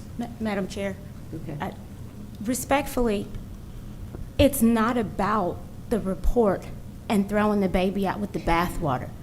It's the fact that we have 2 new judges coming and nowhere for them to go. That is a service that we are required to have them located. The entire courthouse has to be reconfigured to account for new judges, their staff, the court reporters that come in, and we don't have the space to do it. We had an option when they asked if the Board of Commissioners would be willing to leave their space upstairs and reconfigure that, and nobody wanted to do that. The Board of Elections has to have somewhere to go. We are constitutionally required to ensure that they have adequate space to function, and it is not fiscally responsible for us to be having discussions about going and finding another place for the county to purchase when we just asked people to tighten up their belt straps and to reduce the spending of the county. So it's not just that we don't agree with the report. We literally cannot afford it, both physically, space-wise, and from an economic standpoint. The Cultural Arts Council has been open to discussions about working with them. Again, as I said in the previous meeting, they already have a month-to-month lease. We can still negotiate to help them make this situation better, but it has to go somewhere else. And that's an unfortunate reality that we have to deal with. We had a report back from our planning and zoning director that said the asbestos that was in the building, most of it had already been remediated several years ago. So that is not a legitimate reason, because you can open up the walls and deal with that. They've already told us that cabling and the things to bring the building up from an internet standpoint is something that they do regularly, that can be done and accomplished. Yes, in 2023, the recommendation may have been to move the other county departments out of there and give them more space. That didn't happen. And now in 2025, we're facing a completely different reality. We absolutely need that space. The judges are upstairs considering putting Judge Camp in a conference room. That is not a dignified solution for a court to adequately and appropriately run. I get the desire not to hurt people's feelings, not to upset people, to want to hear from the public, but unfortunately, when you are in a position of leadership, sometimes you have to be willing to take the good with the bad and say, I'm sorry, that has to go somewhere else. It's not shutting them down. It's not saying that they can't operate, but they got to find somewhere else to go. I yield back. Thank you so much, Commissioner Kenner-Jones, and you have the floor, Commissioner Raxton. All right, thank you. Okay. So again, just want to reiterate that no one has said that they're anti-museum. Nobody has said that. No one has said that we do not want to have a museum that reflects the heritage, the culture, and the diversity here in Douglas County. No one has said that on this dais at all. So again, I want to make sure that that narrative is crystal clear. And what we're simply saying is we've provided options. We've had conversations on other alternatives. Right now, what we're saying in the decision that was made was that this current relationship was one that needed to go in a different direction. Simple. So again, let's make sure that the narrative remains the narrative. No one is saying that we are not against, or that we are saying that we do not want a museum to reflect the heritage, the culture, and the patriotism of Douglas County and its residents. So please, let's make sure that's crystal clear. Madam Chair, I yield the floor back to you. Thank you so much, Commissioner Raxton. In reality, respectfully, moves me in a different direction with limited parking. Where are you going to put your employees? And that concerns me. So I'm thinking about parking, the logistical part, not emotions, all about logistics at this point. And I'm not sure, I haven't seen a report where asbestos has been removed. I don't want any of my employees in a room with asbestos, because I've had an opportunity to manage one for the Department of the Navy, and I know that it has a latency period, and it takes about 20 years before you feel the effects of asbestos, and it is not fair to anyone or any of our employees to be placed in a position where it's been very clear that if you don't tamper with asbestos, it will be okay, but once you drill or disturb the dust, there's a problem. So I need to see the report where it's been removed completely. And I want to make sure, and we do have some other alternatives that have arisen within yesterday, and I don't want to go into detail, but it's not that one building makes a difference. It's not a game changer. There are others that may be some other buildings that may fall may fall in our lap without me going too far into discussion. So I just don't want to just be closed-minded, and certainly I'll yield the floor. I was just going to say, Madam Chair, I call the question, either we're going to move on or not, or I call the question. Okay. Right. Is that a second? We had discussion. Yes. Okay. So, Madam Chair, I just want to address the asbestos issue. I call the second.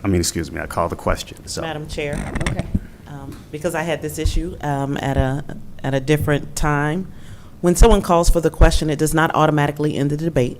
The call for the question requires a second and a vote to end the debate. If that passes, then the debate can end. If it doesn't, then the debate can continue. Okay. So I call the question. You would just need to get a second, Madam Chair. I just He has a second. Okay. There we go. And then a vote. Okay. The call for the question motion is not debatable. Right. We have a motion and a second on the floor. please prepare to cast your hands. Please, it's on the agenda. Why is it not loaded in here? No. No, just the call to Okay. question. We have a motion and a second on the floor. All in favor, please indicate by raising your right hand. Question. Only on the question. On the question, That's right. please indicate by raising your right hand. All right, so the call for the question motion has passed. So debate now is over. So the motion on the floor is the motion to amend the original motion to add what Commissioner Mitchell said earlier, which was to send it to committee. Sent to committee immediately in December. There you go. Sent to committee immediately in December. Committee makes a recommendation to the full board to allow them to go month to month while it's being considered, and allow them to go month to month while it's being considered. Okay. You read the motion. I mean, you read the, do we have a motion? So you just would get the vote on whether or not that amendment passes. Okay. We had a second. We have a You motion already and a have a second. second. All in favor, please indicate by raising your right hand. Okay, oh, we can cast a vote now. Thank you. No, you're voting on the amendment. We can't. Sorry, we're voting on the amendment, so we can't electronically vote. Oh, okay. We have a motion and a second on the floor. We have a motion and a second. All in favor, please indicate by raising your right hand. All opposed, please indicate by raising your right hand. We have a 3-2 vote and the motion carries. So now, Madam Chair, you have now passed the amendment. The amendment is now a part of the original motion, and you will vote on the original motion with the amendment. Okay. Clerk, please restate it. Okay.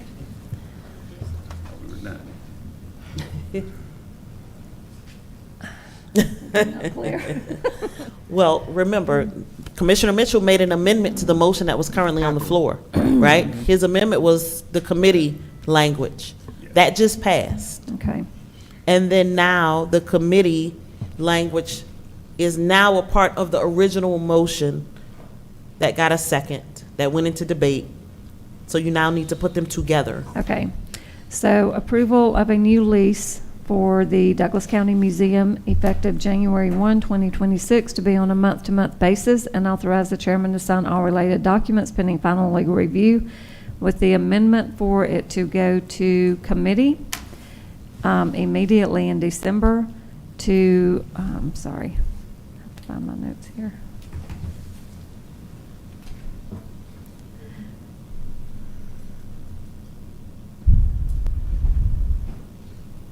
I'm sorry.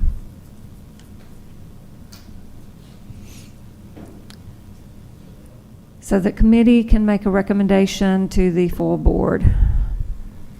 Okay. We have a motion? Do we have a motion? You already had that motion Okay. and second. Do we have a second? Yes, we already We have a motion and a second. All in favor? Can we, is it electronic this time? No, because it changed. Okay, all in favor, please indicate by raising your right hand. All opposed, please raise your right hand. We have a 3-2 vote and the motion carries. All right, we're going to move to the next item. Clerk, could you please move to the next item? Which is 9. And remember, we did change number 9 to a new Yes. business item, the budget. Yes, so number 9 is resolution to approve the 2026 budget. Okay, do we have a motion? Do we have a Yes, motion? Madam Chair, I'd like to make a motion. I'd like to make a motion that we approve the resolution for the adoption of the 2026 budget with the following conditions. One, that we will hold capital expenditures from fund balance until actual funding has been confirmed. And then secondly, any funding requests over the approved 2026 general fund budget must be submitted to and approved by the Finance Committee prior to consideration of the Board of Commissioners. Second. We have a motion and a second on the floor. Any discussion, board? I'm just trying to get, I apologize. No, you go ahead. Okay. I'm can you help me understand what's, and Madam Chair, since you've seconded, I guess, tell me exactly what we just did, or what we're considering, rather, not because we haven't done anything. Absolutely. So what we're considering is that one of the things that we want to look at is we typically know the period in the season that funds come in, and that's usually around the March timeframe. At that time, we will look at to see what has come in, to see if we're on target to forecasted revenue coming in that will impact the 2026 budget. With that being said, the request is, on the condition is that we hold off any of the capital projects that are from the fund balance and that percentage of the fund balance until that has been validated that we have the funds and revenue that will support those expenditures. Okay. But so I'm listening. I'm just trying to take them one at a time because you give me a lot, though. But with the capital items, and I don't have the budget in front of me, but the capital item, and I don't know, David, if you can kind of say something to this, it's the roof is the main part of that capital item, correct? That we got correct. And this is not inclusive of the roof. That what now? This is not inclusive of the roof. The roof has to go forward. So this would not be inclusive of the roof. This is more along the lines of expenses related to vehicles. Okay, so what else? Because I don't have it in front of me, so I can't really. I can show it to you. Yeah. I have it in front of me. No. David, if you yeah. So I think Commissioner Raxon and I had a conversation yesterday. Okay. What we discussed was typically by the end of the first quarter, most of the revenues that we've received should be in by that point. We were targeting that, and one of the things that we discussed was there are significant capital improvements that need to be made to this building, right, including a roof and some other issues that have been identified by building. But he said the roof is not in this, though. Building maintenance. Okay. Right. There are other items, capital items, related to vehicle purchases for DOT and other departments that have been recommended by the So those are the administration items to that get we're done. speaking of then, I guess. That's correct. I'm sorry? Those are the items that he's speaking of Well, outside of the roof. Again, Yes. yeah. That is correct. Again, the amendment or the motion wasn't clear Right. as to the segregation of those capital expenditures Right. originally. So, again, that's what we talked about in terms of slowing that down, at least until the first quarter on the vehicle purchases. I just want to make sure that I'm clear that the roof side of it, which is a huge piece that has to be done, is not a part of this conversation. That's correct. Well, I let me would reiterate. encompass, it's the roof and some other building maintenance items that total approximately $2 million. Okay. Right, so again, let me reiterate, that is not a part of the. But hold on one second. I hear have you. the floor, Commissioner. No, I have the floor.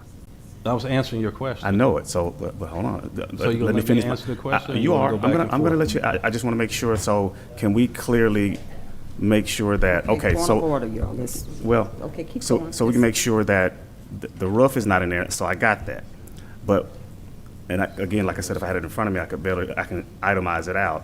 What are the other items I can that show could, that could be slowed down, that may need to be outside of this capital item, basically? So there's 2 point.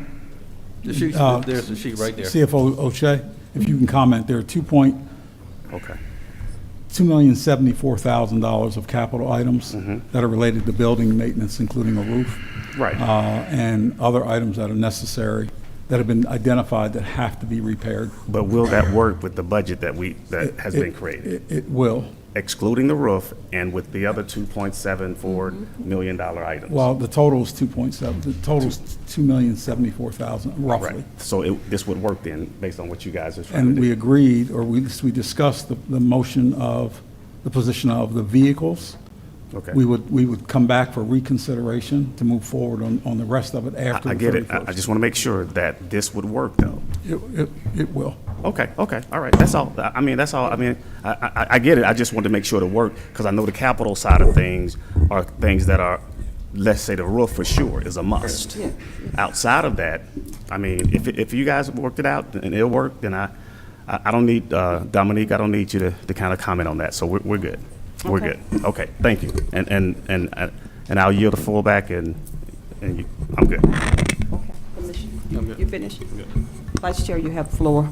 Yeah, it's just, That has not been put into the motion in regards to clarifying the roof. So if we want to redo this again to where it is clear in regards to the motion and that the roof is not encumbered into this, no capital improvements. Okay. Amend the motion to add. No, how about you withdraw the motion? Okay. Withdraw, just make a motion. All right. I will withdraw the motion for approval of the adoption of the 2026 budget and resolution. Okay. Do we have a second? Second. Thank you. Motion been made and second.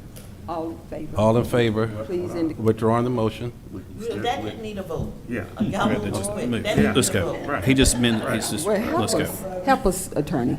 Just withdraw the motion, that's fine. And you withdraw your motion, Okay. so call a new motion. The new Can he motion call a is new to motion? approve the 2026 budget resolution with the following conditions: that capital items from the fund balance, excluding the roof repair, will be slowed down until funds are identified and confirmed that will accommodate those. And then secondly, that any expenditures above and beyond what has been approved for no, not the capital, what we have above and beyond what we're approving for the general fund will come forth to the Finance Committee for approval and review before it comes to the full board for consideration. Okay. Excuse me, Madam Chair, may I speak? Well, let's get a Let me second get a to properly second. in discussion. Second. So, Any I discussion? think you have, CFO Shea, you have the list that, I think Commissioner Raxon's passed out the list. Again, there are approximately $6 million of items that we have scheduled out. Again, we've talked about the major capital items that are necessary, that have been identified by building maintenance that we fix. That's approximately $2,074,000 roughly. There are vehicle purchases that we also discussed that we could hold up, but I want to make sure we're clear, because there's also sheriff's items on here that again, the sheriff, I don't want to impede on their ability to get done what they need to get done. So I want to make sure that, again, that's roughly, I think if these numbers are correct, they have capital items that need roughly about $1.5 million of capital items that looks like they need to get done as well. Again, I can speak for the DOT operations and some other things to hold off until after March, after the 31st. But I don't want to speak on behalf of the Sheriff's Office or Public Safety as to the timing on when they need those items for themselves. So I would ask that you would consider giving us the flexibility to address those items as well. May I have that list, please? We have a motion and a second. We have a correct? motion and a second. Any Okay. other discussion? Yes, I'm asking for a friendly amendment because for the sheriff's office, this Dell computer refresh, if we don't get it by the end of the year, the price goes up significantly. And also the new body cameras and the Motorola WatchGuard cameras for the sheriff's office. And it looks like here, another Motorola WatchGuard camera. I mean, that's holding back necessary items from public safety. So I'm asking for a friendly amendment to add all those things for the sheriff's office. Yeah. Yeah, exclude from your, or add to the exclusion that we allow for the Dell computer refresh, the body cameras, and Motorola WatchGuard cameras for the sheriff's office. All right. So you said you have to have these by the end of this But- year? 25? Then why is it? All right, what I really would have loved is I'd have loved to had this list before this meeting. I mean, Yeah, we went through and but decided. the Dell refresh, is that not a capital improvement? It is. It is. Yes. So, Madam Chair, may I? Okay. Yeah, again, I know the public, and you're approving a budget. At the end of the day, when those projects are bid out, they still have to come back for your vote, right? No matter what the timing. I just don't want you to think that you set it and you forget it, right? We've got a responsibility to manage this budget. Those items still have to come back for your approval. You're designating funds, but they still have to come back before you. So I want to make sure I don't leave the impression that you don't have to ultimately approve every project, even after you've made an allocation for it, but it still has to come back before you, whether it's in the first quarter, whether it's in the fourth quarter. You will get to decide each and every one of these expenditures going forward. So I want to make sure y'all, at least for those that are listening, that that's clear. It's not give them the money and we never see you again. They're going to have to come back to each one of these items when we bid out the roof and we bid out all the capital improvements. Correct. They will come back before this board. If it's something that's out of the budget, under our policy, you have to come back through the Finance Committee for a recommendation back to this board. But at this point in time, you will get the approval process almost twice. One, you're authorizing us, to create a budget allocation for it, but you also have to approve the actual project when it comes back before you. Thank you, Madam Chair. Okay, thank you so much, County Administrator. We have a motion and a second on the floor. If there's no more discussion, please prepare to cast. You don't like? You got a friendly amendment. Yeah. There's a whole lot of other stuff gonna happen. So for friendly amendments, it does not only apply to the maker of the motion. The motion after a second is owned by the entire body. So the friendly amendment must be accepted by all of you before it can be an amendment to the motion. Okay. Yes. I'm going to make a motion to have a friendly amendment to include all of the capital improvement projects for the sheriff's office to be excluded, not be held up with from the capital improvements that are being put off till March of next year. I'm asking for that to be excluded as well. Okay. Second. It doesn't need a second. It needs a consensus. Friendly amendments just get a consensus by the entire assembly. Okay. We have a consensus. Yes. Mm-hmm. We good. Okay, so that amendment then goes along with Commissioner Raxton's motion that you already have a motion and a second for. You can call for the question and vote on it if there's no more debate. Clerk, read it once again, the question, please. I'm going to have to ask Commissioner Raxton to repeat his motion. Question, please. All right. I'd like to make a motion that we approve the resolution for the 2026 budget. Speak up, Commissioner, Oh, please. with the following conditions. One, that we hold expenditures that's not associated with the courthouse roof and the sheriff's computer refresh and body cam expenditures, as well as the Motorola watch guard cameras, and that until we confirm the actual funding for the requests that have been approved, and then secondly, any funding requests over the approved 2026 general budget must be submitted and approved by the Finance Committee prior to consideration of the full Board of Commissioners. Commissioner Raxton, if I may ask for a point of clarification, it's not just the courthouse roof. It's items the $2 million item is related to capital items related to courthouse improvement. Right, courthouse improvement. And that's, We'll just say courthouse improvement. Okay. And if I might, the second part of the motion, the board's policy, what you're stating is you're restating what the board's policy already is for budget amendments. They have to go through Finance Committee for consideration and not necessarily approval, but they have to go through the Finance Committee for consideration. Okay. And for recommendation. Okay. Well, the reason I'm putting it out here because we have not been following that, and I want to document it that as part of approving the budget that we're going to be sticklers to make sure we follow that policy. So that's why I'm specifically putting it in here as a condition.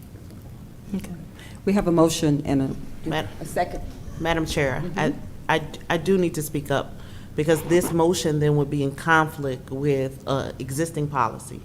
So it's fine to keep it in there, Commissioner Raxton, but would you consider changing your wording to the Finance Committee must consider it as opposed to approve it? Oh, right. A budget amendment. Right. Because we only the recommending body. It's a recommendation. Because, the Finance Committee only can recommend, they can't make final decisions. Correct. Okay. Well, a final decision comes to the board. Correct. Doesn't it come to the Finance Committee for the Finance Committee to say yay or nay? And That's then, right. That's why I say approve it and then bring it forward to the full Board of Commissioners. But the word approval gives the indication that that the Finance Committee has to say yes to the budget amendment before it can go to the BOC. It's just, the Finance Committee can say no, and it still go to the BOC. So instead of saying approve, Recommend. your motion can say it has to go there for consideration first. Okay, that's fine. Let's Yes, put sir. that in there. Okay. So I accept the friendly amendment. Are we good with everything else? Okay, yes, sir. Yes. Okay, great. Second. Thank you. We have a motion and a second on the floor. Any further discussion? If not, please prepare to cast your electronic votes. Can we do it electronic? You can't, you got time. We need a hand vote on that. All in favor, please indicate by raising your right hand. All opposed? We have a 4-1 vote, and the motion carries for the approval of the 2026 budget. All right. Madam Clerk, what's next?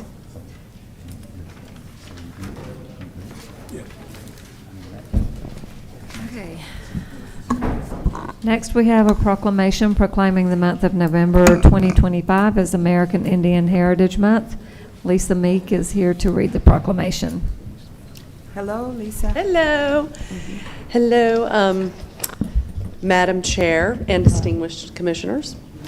So thank you for having me here today to do and approving this proclamation for American Indian Heritage Month. My name is Lisa Meek, and I'm the regent of your local Sweetwater chapter, National Society Daughters of the American Revolution. So I have a proclamation here. Proclamation, Douglas County Board of Commissioners, National American Indian Heritage Month.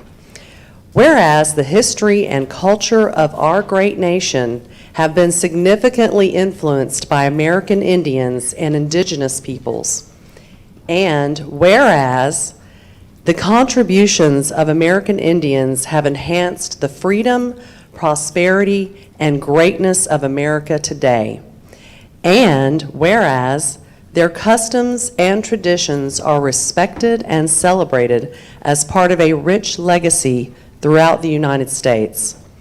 And whereas Native American Awareness Week began in 1976 and recognition was expanded by Congress and approved by President George Bush in August 1990, designating the month of November as National American Indian Heritage Month. And whereas, in honor of National American Indian Heritage Month, community celebrations, as well as numerous cultural, artistic, educational, and historical activities have been planned. Now, therefore, the Douglas County Board of Commissioners do hereby recognize November 2025 as the National American Indian Heritage Month in Douglas County, and we urge all of our citizens to observe this month with appropriate programs, ceremonies, and activities. So proclaimed this 18th day of November 2025.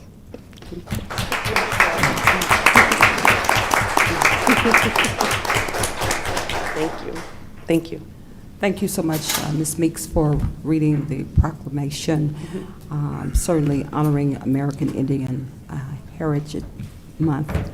And certainly I feel blessed and I'm excited about taking a photograph, certainly being a part of the Blackfoot Native American tribe. So I'm excited to come down and celebrate as well today. Board of Commissioners, you've heard the proclamation. Do we have a motion to approve? So moved. Second. We have a motion and a second. Any discussion, board? We have a motion and a second. Please prepare to cast your votes.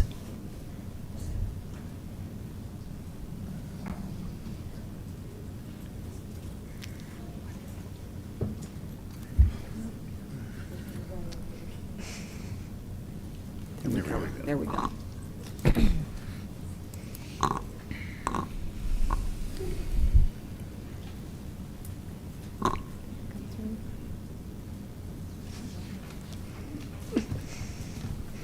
Technology is not on our side tonight.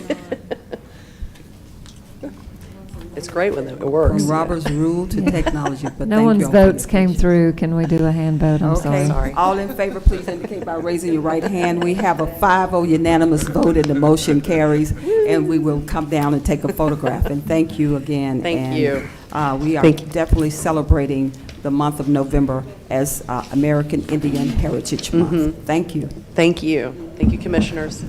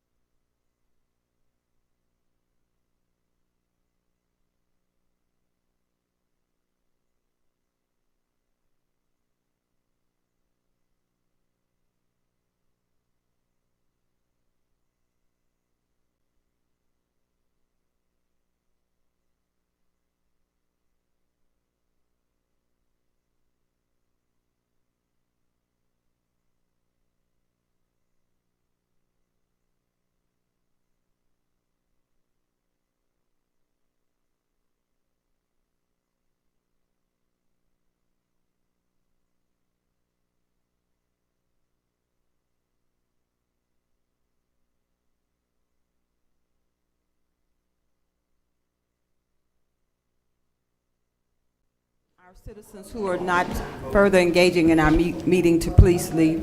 If you could, just exit the room so we can continue our meeting. Madam Clerk? Yes, ma'am. Next, we have the financial report, number 8. Oh, just 1 minute, Clerk. If everyone would please, okay, thank you so much. Yes, yes. All right, Madam Clerk, you have the floor again. Yes, next we have the financial report, number 8, acceptance of the monthly financial budget report for the month of October 2025. Okay. Do we have a motion to approve? So moved. We have a motion. Do we have a second? Second. We have a motion and a second on the floor. Any discussion, board? We have a motion and a second. Please prepare to cast your electronic votes.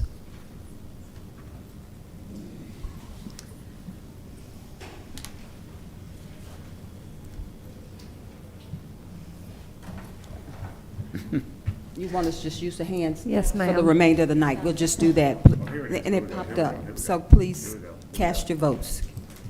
Well, we are It's still not coming through for anyone but Commissioner Alcaraz, Please so. indicate by raising your right hand. We have a 5-0 unanimous vote and the motion carries. And to our citizens, please forgive us, we are having technical difficulty tonight. So we will just, moving forward for the remainder of the night, Clerk, I want everything to just be manual. I love technology when it works. Yes, ma'am. Okay, what's next, Clerk? Next, we have the consent agenda, so we'll just need a motion. Okay. Board of Commissioners, do we have a motion to approve the consent agenda? Do we have a motion? So moved. Do we have a second? Second. Okay, you got it. Okay, we have a motion and a second on the floor. The second was Commissioner Raxton. Okay, we have a motion and a second. We have a motion and a second. Please indicate by raising your right hand for the approval of the consent agenda if you approve it. We have a 5-0 unanimous vote and the motion carries. All right, Clerk, what's next? Next, we have approval of expenses. Approval of Commissioner Henry Mitchell III reimbursable expenses for the month of October 2025 in the amount of $586.27 for ACCG training. All right, Board, do we have a motion to approve? So moved. Okay, do we have a second? Second. We have a motion and a second. Any discussion, Board? We have a motion and a second. Please prepare to cast your votes. Well, please indicate by raising your right hand. We have a 5-0 unanimous vote and the motion carries for the approval of these expenses. Next, Clerk, the next item. Next, we have announcements. Okay, we have coming before us our Chief Communications Officer, Yvette Jones, bringing forth our announcements for the night. Thank you so much, Yvette. You're welcome. Good evening. Good evening. I bring to you a few announcements for this evening. Save the date for District 1 Commissioner Henry Mitchell III's next Coffee and Conversation. The event will be held on Saturday, December 6th from 10 a.m. until noon at the Douglas County Courthouse right here in Citizens Hall. You'll hear from several guest speakers discussing topics related to planning and zoning, transportation, parks and recreation, senior services, public safety, and more. We look forward to the conversation. Enjoying District 3 Commissioner Martin Raxton and Splendors of Africa as they host the 5th annual Turkey Drive this Saturday, November 22nd at 8 a.m. at the Douglas County Courthouse. 500 turkeys and trimmings will be provided to families on a first-come, first-served basis while supplies last. For more information, contact 770-920-7295. We look forward to seeing you there and being of service to the community. And mark your calendars for Douglas County's annual Christmas tree lighting event on Thursday, December 11, 2025 at 6 p.m. in front of the Douglas County Courthouse. The program will feature music, dancing, and a few sweet treats, and of course, a visit from Santa. We hope to see you there as we kick off the holiday season. And heads up, Douglas County, did you know that November to early December is one of the busiest times for severe weather in Georgia? Stay weather aware and prepared by signing up for Alert Douglas, the county's mass notification system.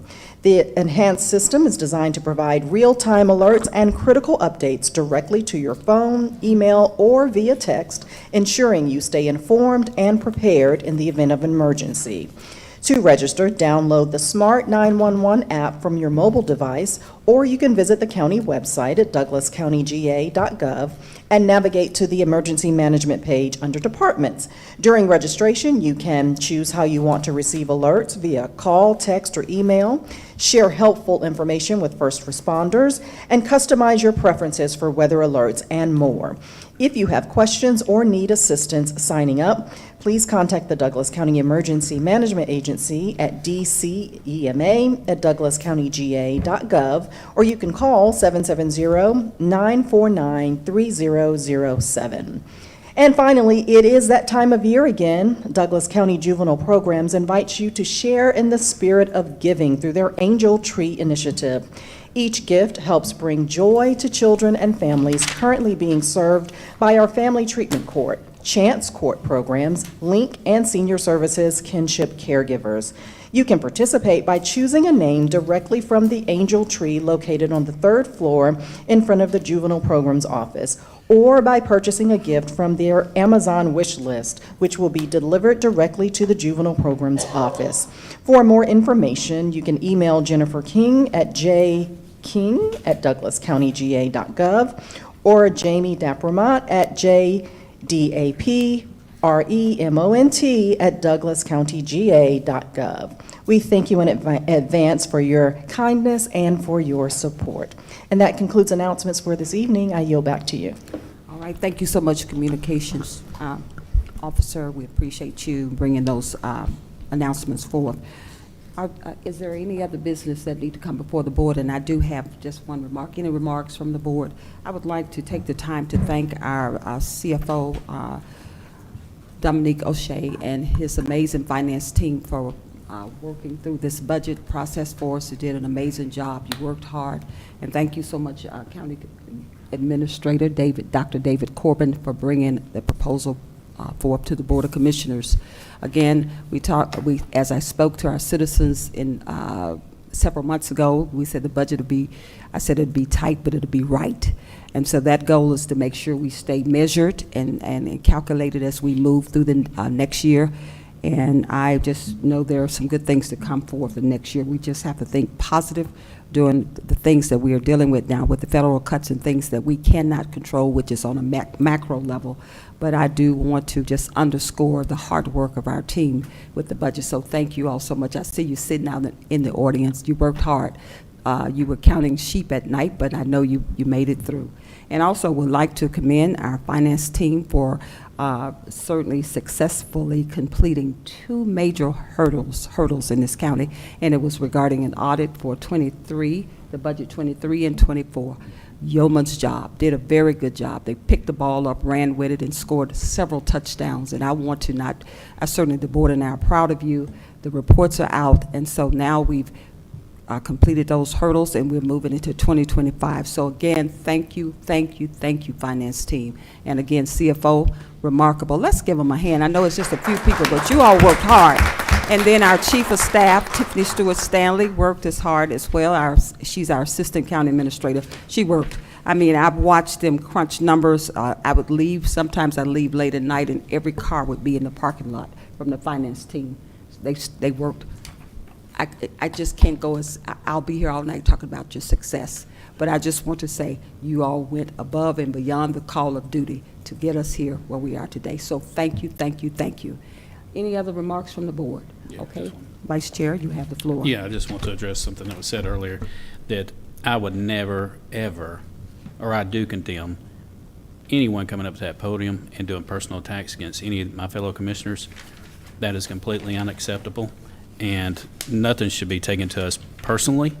It's a job that we're doing, and it's not one that is easy or for the faint of heart, because so I've joked around, I didn't have gray hair 2.5 years ago, but I just wanted to make that very clear. I never would accept anybody coming to that podium and personally attacking any one of our fellow commissioners. And I yield back. Okay. Any other remarks? Thank you so much, Vice Chair. That was very well said. Yes. Any other remarks? Commissioner Raxton, you have the floor. All right, thank you. And I just wanted to address in regards to the asbestos contamination within the building of the old museum. And the Douglas County Risk and Safety Department has been aware of this and has taken the necessary steps to provide a safe working environment. All required abatements have been performed to bring asbestos levels into federal compliance. As long as the products remain undisturbed, it is considered safe for those to remain in place. So I just wanted to make sure that was clearly articulated and that no one left here thinking that this asbestos has gone unabated. And then secondly, I just want to wish everyone a very happy Thanksgiving. I hope you enjoy time with your family and loved ones. Have a safe holiday, and thank you for all that you do. Madam Chair, I yield the floor back to you. All right, thank you so much, Commissioner Raxton. I'm looking forward to a remedy for parking. With that being said, if there's nothing else to come forward to this board, do we have a motion to adjourn? So moved. Second. We have a motion and a second. Any discussion? We have a motion and a second. All in favor of adjourning, please indicate by raising your right hand. We have a 5-0 unanimous vote, and this meeting is adjourned. Thank you so much.